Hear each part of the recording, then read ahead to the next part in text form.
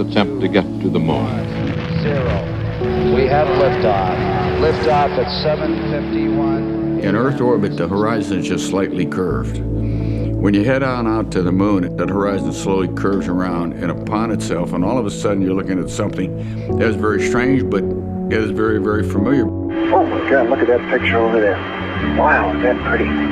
You can put your thumb up, and you can hide the Earth behind your thumb. Everything that you have ever known, all behind your thumb. Not any bigger than that, way up there. It's really beautiful. You can cry. That's what I really wanted to try and capture. We are on a marble floating in the middle of nothing. When you sort of come face to face with that, it's staggering.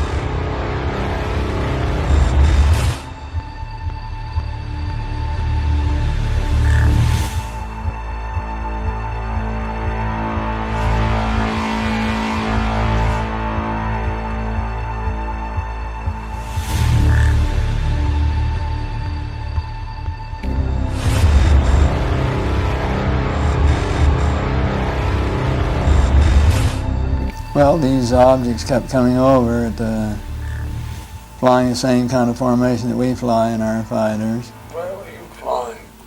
We were flying in Germany, and we were flying F-86s. And they would come over and do the same maneuvers that we make, except every once in a while one of them would go zip.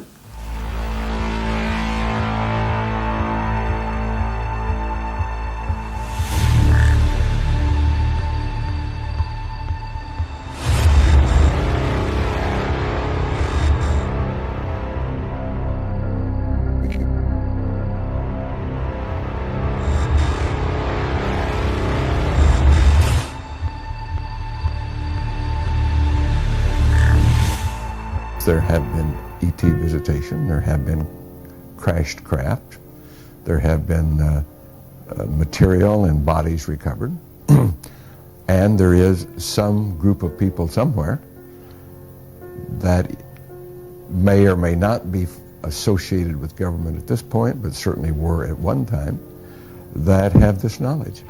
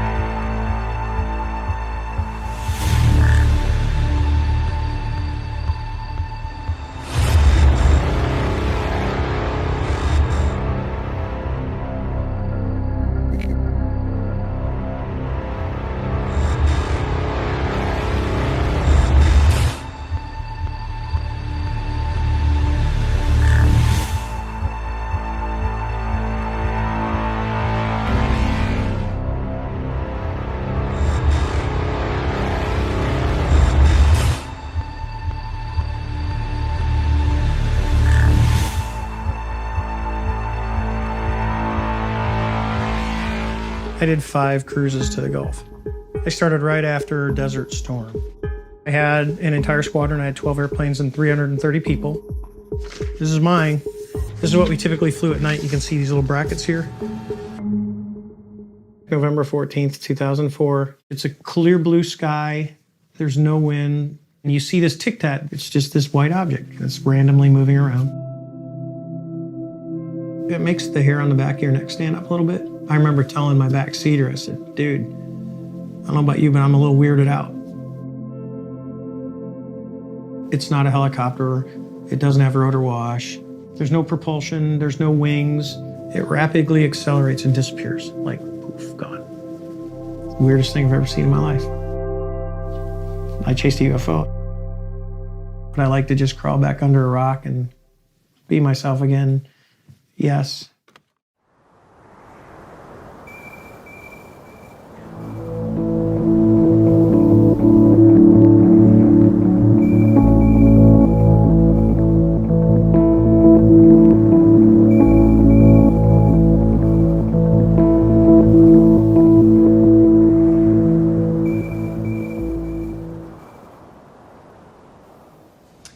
UFOs have been the stuff of conspiracy theorists for decades, often mocked for talking about it, but maybe they shouldn't be mocked. Commander David Fravor spent 18 years as a naval aviator, a pilot.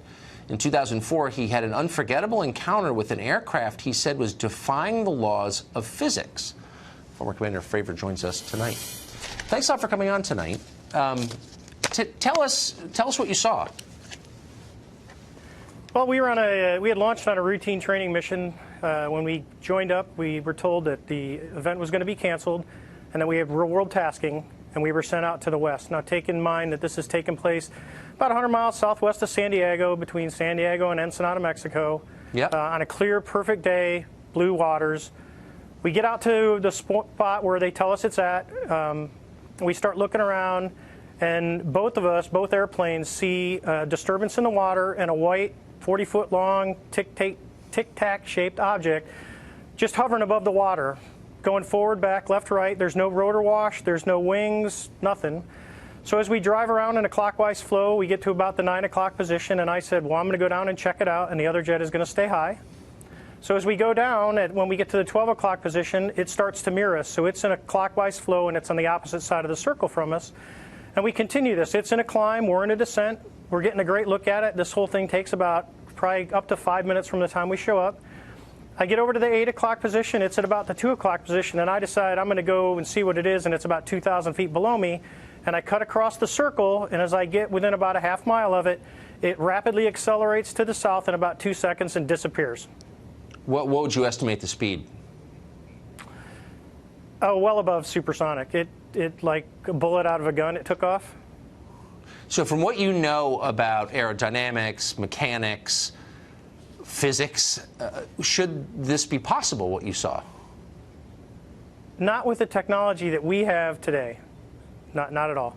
Even now, even 13 years later, is there anything that you know of capable of this kind of behavior? No, there's nothing I know of. I mean, when we saw the video with the IR, it has no exhaust, no discernible things of anything form of propulsion. And this thing came from a dead hover over the water, just kind of moving around, to a climb up to about 12,000 feet to rapidly accelerating away in a climb, and in less than 2 seconds it was gone. And you figure you're talking 50 miles of visibility, and you can easily see an object that size easily out to 10 miles, and it just disappeared in seconds. What would be the effects on a human pilot of the G-forces involved in that altitude change? Well, the altitude wouldn't be bad. It would be the acceleration of the object. Right. Honestly, I wanted to fly it. Yeah, but, I bet. Talking to some physicists, they don't think the human body could handle that kind of force with that acceleration. It doesn't sound like the human body could. So bottom line, what do you think this was? I believe, as do the other folks that were on the flight when we visually saw it, that it was something not from this world. When presumably you expressed that belief to your superiors, what did they say? Actually, we caught a lot of grief getting back to the boat. and it got passed off as an event that no one could explain. Now, keep in mind, they had been tracking these for 2 weeks prior to us seeing it, and this was the first time that manned airplanes had been airborne when the objects appeared. This feels like a really big story to me. It's not exactly clear why Vladimir Putin's more interesting than this. I think this seems like a big deal. And Commander, I appreciate your taking the time to talk to us about it. You seem sober and believable, and I appreciate it. Well, thank you very much, Tucker. Thanks.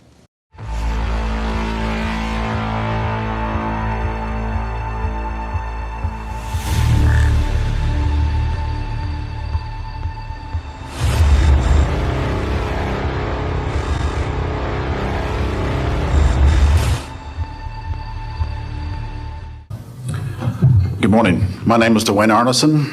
I served 26 years as a communication electronics officer in the U.S. Air Force, all over the world, including Vietnam. I was lucky to be selected to be commander of 3 different units in the Air Force. I held the top secret SCI TK clearance, and for those who know, it is slightly above top secret. I retired in 1986 as a colonel at Wright-Patterson Air Force Base in Ohio. I would like to relate about 3 different experiences, if you will, that relate to UFOs.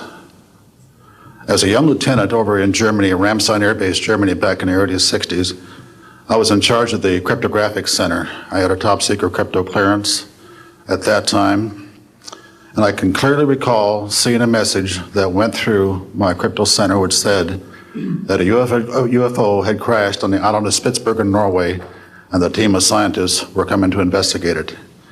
Going forward to the 1967 timeframe, I was assigned to the 28th Air Division at Great Falls, Montana, and I was the officer in charge of the communications center there. Also, I was a top secret control officer for the division. I had a crypto account. I was an account custodian, and I also passed out nuclear launch authenticators. During that time, I can recall seeing a message come through that communication center which said, basically what Bob just got through talking about, is that a UFO was seen near the missile silos and the missiles were deactivated. Coincidentally, the person that Boeing sent to investigate the particular missile conditions, if you will, what made them shut down, was my first manager at Boeing, Mr. Bob Kaminsky, who has since passed away.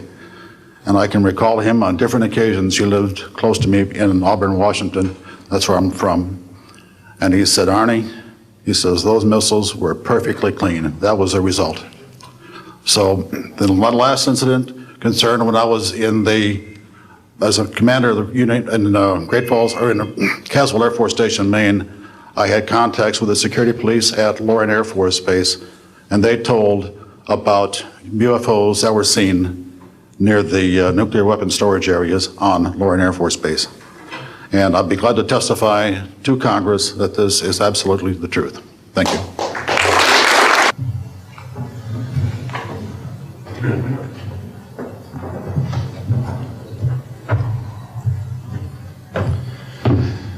My name is John Callahan. I'm a retired FAA employee. I was the division manager for the Accidents Evaluation and Investigation Division in D.C. About 2 years before I retired, I received a call from Alaska region where the region wanted to know what to tell the media. When I questioned, tell the media what, he says about the UFO, and it went downhill from there. What UFO?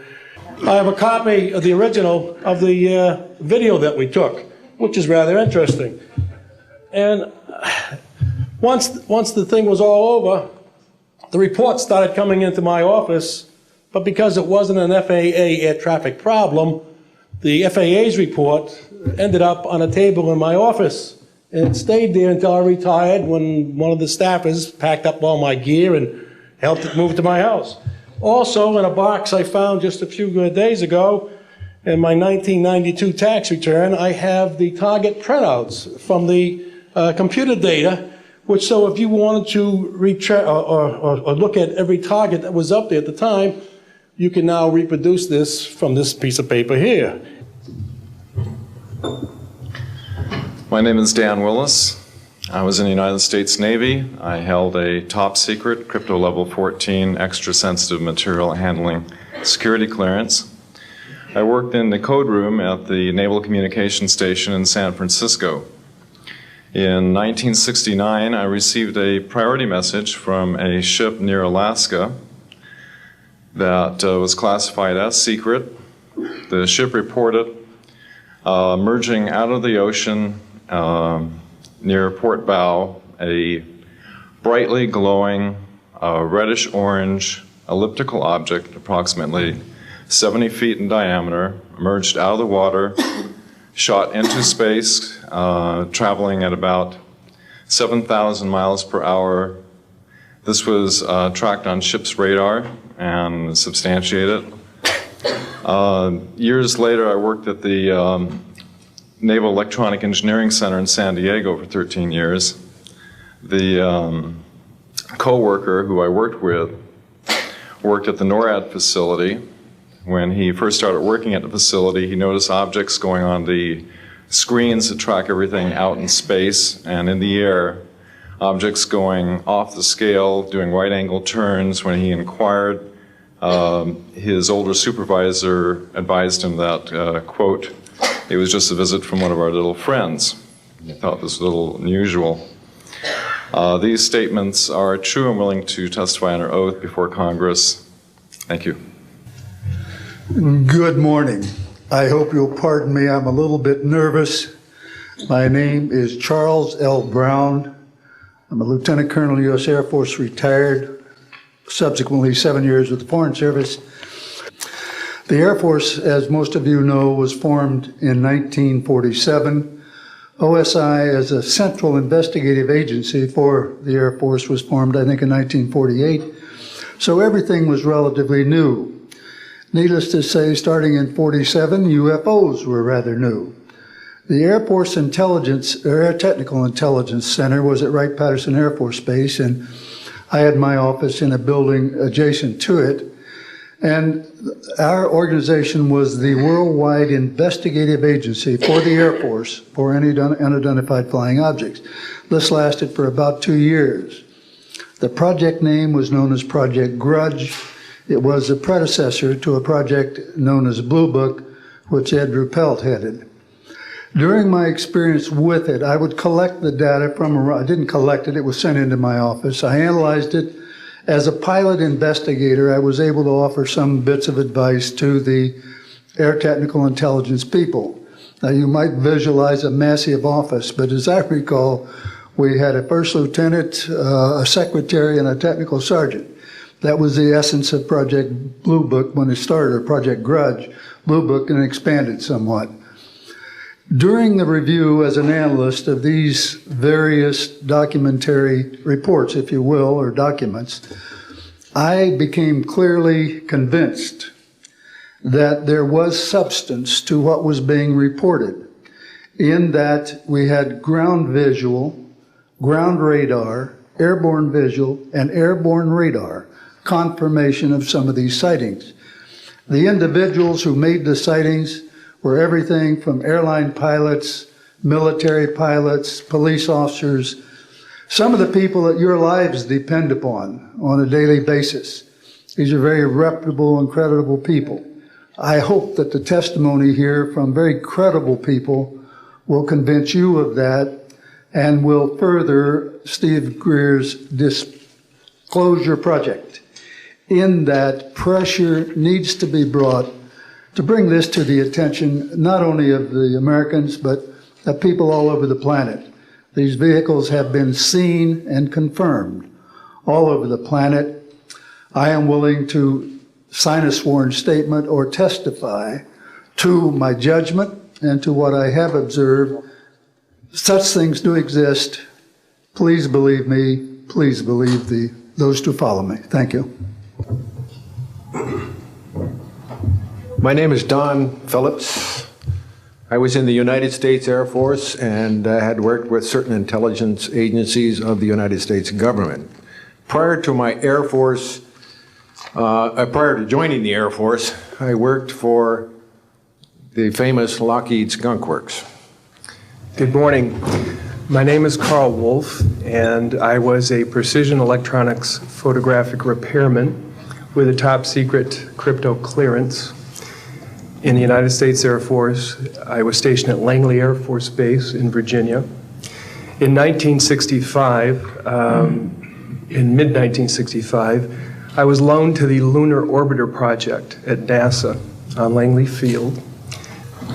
Hi, my name is George Filer III. The reason I'm here is because George Filer V is in the hangar and will be born on Friday. And I'm a retired intelligence officer and flyer with almost 5,000 hours, and I didn't believe in UFOs until London Control called us in the winter of 1962 and asked us, would we chase one?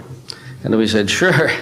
So we let down from 30,000 feet to 1,000 feet where the UFO was hovering, and we went into a steep dive and actually exceeded the red line of the aircraft. So it's kind of dangerous chasing UFOs. In any case, I was able to get the UFO on the aircraft radar at about 40 miles, and we could see a light out in the distance, and as we closed, we kept on picking up this radar return. The point I'm mentioning that the radar return was very distinct and solid, indicating it was some kind of a metallic object. We got about a mile from the UFO, and it kind of lit up in the sky and went off into space, very similar to what the shuttle looks like when it takes off. Good morning. My name is Enrique Colbeck. I am air traffic controller. I work in Mexico City as radar controller and the International Airport of Mexico. For example, March 4, 1992, we detected 15 objects west side of the Toluca Airport, that is very close of our international airport at 50 miles, more or less. My name is Graham Bethune. I'm a retired Navy commander, pilot, had a top secret clearance. 50 years ago, February the 10th, 1951, I was flying from Keflavik, Iceland to Argentia, Newfoundland. It was at night. It was dark. About 300 miles outside of Argentia, I saw a glow on the water. Morning, ladies and gentlemen. My name's Clifford Stone. I was a Sergeant First Class, United States Army. I had a secret clearance with nuclear surety. What I'm referring to here is that I was involved in situations where we actually did recoveries of crashed saucers, for lack of a better term, debris thereof. There were bodies that were involved with some of these crashes, also some were alive. While we were doing all this, we were telling the American public there was nothing to it. We were telling the world there was nothing to it. We've told the American people that there's no such thing as UFOs. I've been involved where we have recovered these objects. We know them to be of extraterrestrials. In 1969, I had an event that happened to me while I was stationed at Fort Lee, Virginia. We went to Indiantown Gap, Pennsylvania. These things are real. They're here. This is happening now.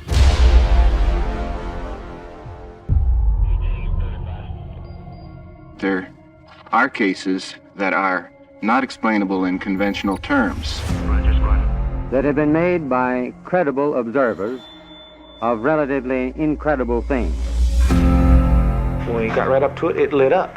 Was this a warning? Was this an attempt to communicate? Felt scared.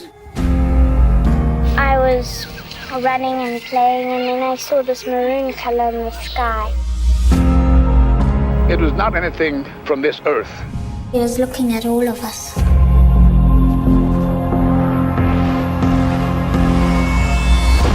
Maybe they're trying to communicate. They were reaching out to us. There is an immense array of unanswered questions and an urgent need to get to the bottom of it. The public has a right to know.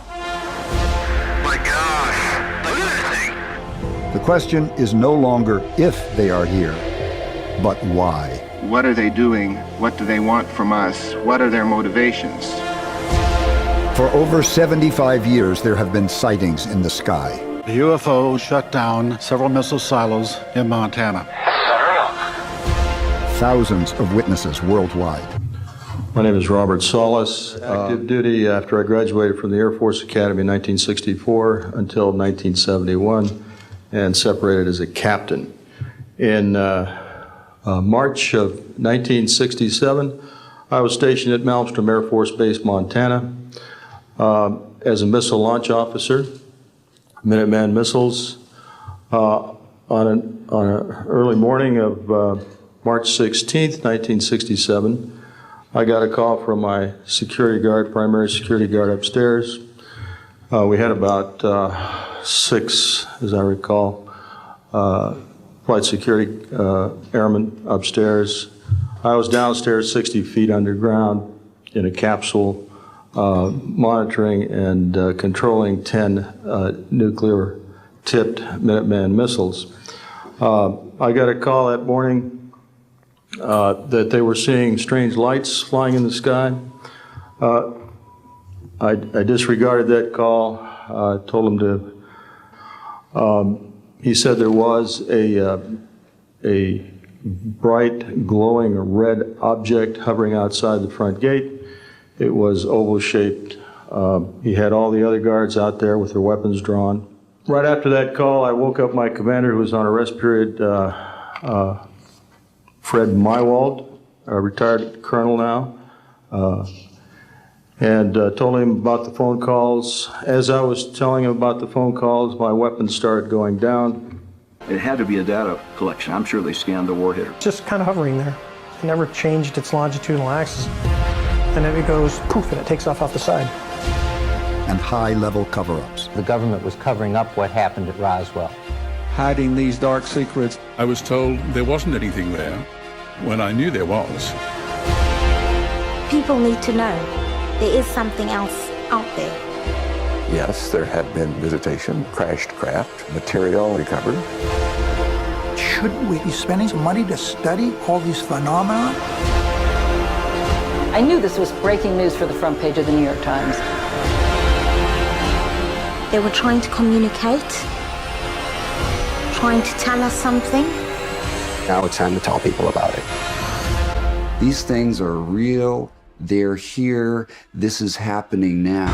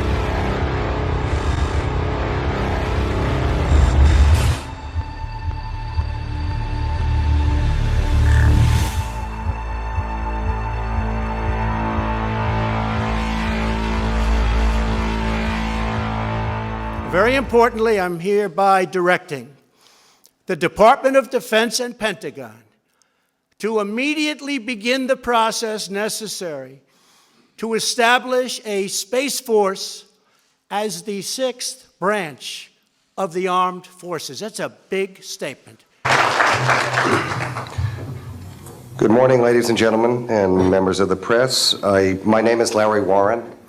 20 years ago, in 1980, I was a security specialist assigned to RAF Bentwaters, Woodbridge, NATO Air Force facilities in Suffolk, East Anglia. I had a secret security clearance.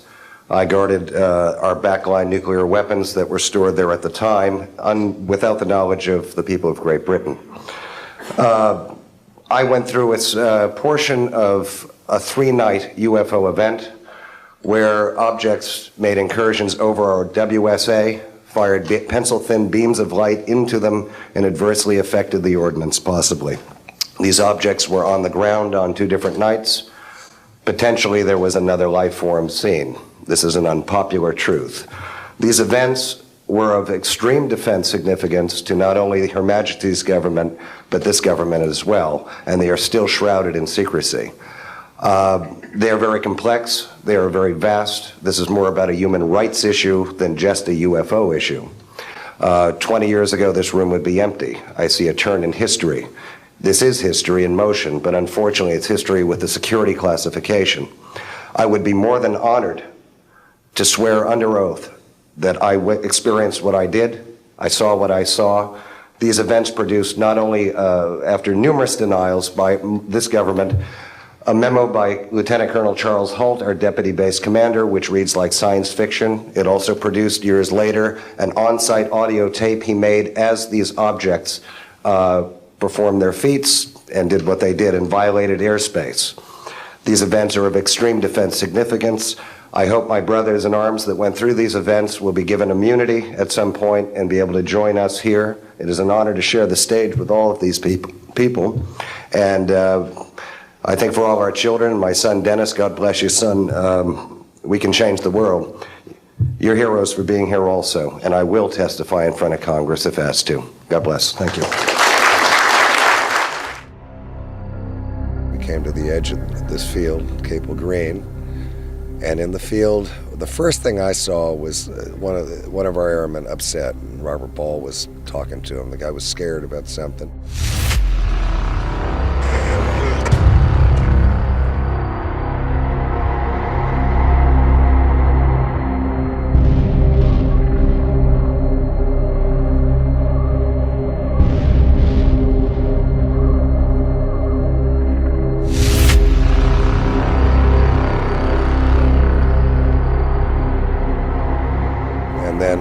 Walked forward into this field, and what I could see was a 50-foot diameter, approximately, glowing mist on the ground.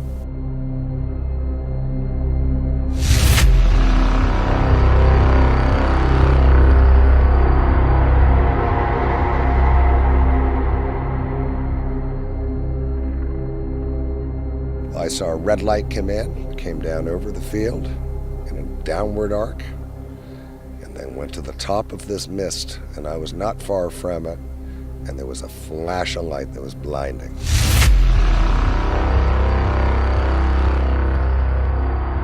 All of this is being filmed, and in the place was a triangular, delta-shaped machine, object, craft. The red, orange, glowing ball object was about approximately 2 feet off the ground. I cocked and locked the M60 machine gun. I was scared to death. I didn't know what that was. I didn't know if it was gonna hurt me. Yeah, the airman jumped the fence and went out towards it, and if it had done anything to try to harm him, I was fully prepared to open fire on it.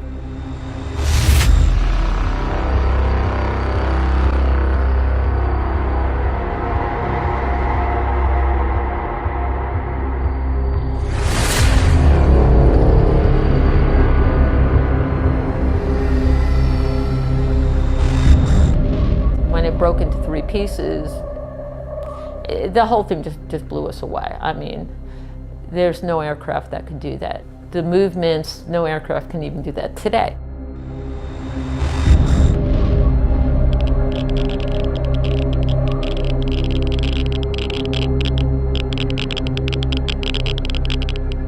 It was like a thick beam that was scanning the whole WSA, like he was looking for something.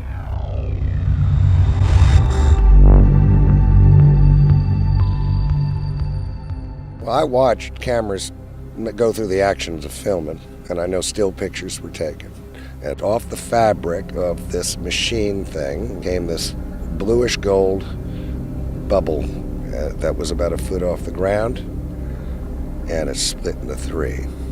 And inside that, the upper extremities of what I only can say was a non-human entity.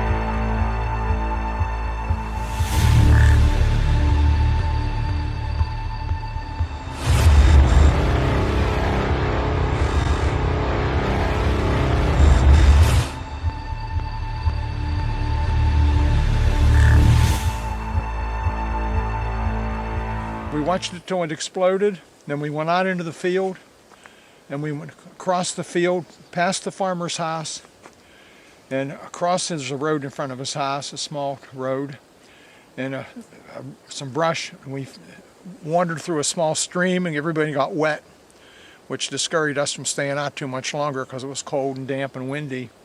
And went out in the field on the other side, and that's when we saw the objects in the sky to the south, and the object sent on to beam on us.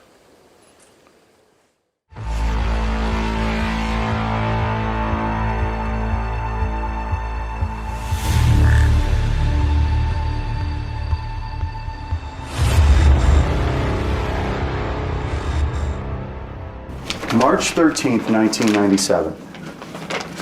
This event called Lights Over Phoenix. What did you see? Well, I saw a huge craft just kind of come right over Squaw Peak. That was, it was just breathtaking. And I'm not sure about the date. You've got a better memory March for the 13th. dates than I do. Yeah. But there was no, like the Clinton day, no. No. No, I was on a strict diet. No, I'm serious. I'm serious now. That unquestionably it was a UFO, which means unidentified flying object. Right. Doesn't mean we're being visited. Well, it's nothing like anything I've ever seen. And you're an Air Force guy. Yeah, and a pilot. Got a lot of hours flying, so it was pretty breathtaking. And I'll never forget. I snuck out to see it, without DPS, which I'm not supposed to be driving my own car and that kind of thing. Yeah. And so, but I told Ann what I was doing. I was going to go up to Squaw Peak and see what everybody was, clamoring about. And when I walked in the front door, she looked at me, and I was apparently normally I'm fair complected and pale anyway, right? And she said, "Oh my gosh," she said, "she looked like a ghost. What did you see?" And I said, "Well, I don't know what I saw, but it was really something, and I'm not going to talk about it." And wow. So did it frighten you? No, I think I was kind of in awe, really, How big? Bigger than anything I've ever seen in the sky. Like an aircraft carrier in the sky? Yeah, something like that, yeah. And it was hard to define because of the light in terms of the size, but it was absolutely silent and had sort of eerie embedded lights, and so that's what I saw. And I wasn't expecting to see anything because I was looking out over at Luke to the west, and then all of a sudden these people in the park area just on the west side of 51, there were a bunch of people there. Everybody said, "Oh, look at that!" And we turned around, and this thing was coming from the northwest, traveling to the southeast. I think this was technologically far advanced.